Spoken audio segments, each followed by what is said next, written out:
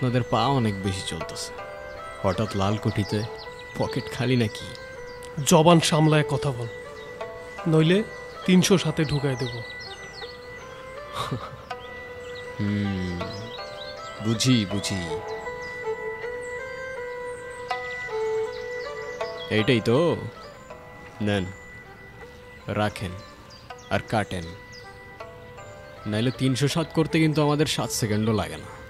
আরে আগে দিবি না, তাইলে তো আর এত ঝামেলা করি না।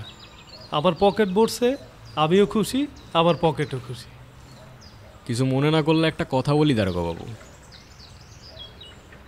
আগুন ছাড়া সিগারেট জ্বলে না, আর আপনার মতো সরকারি লোকের পকেট কখনো ভরে না।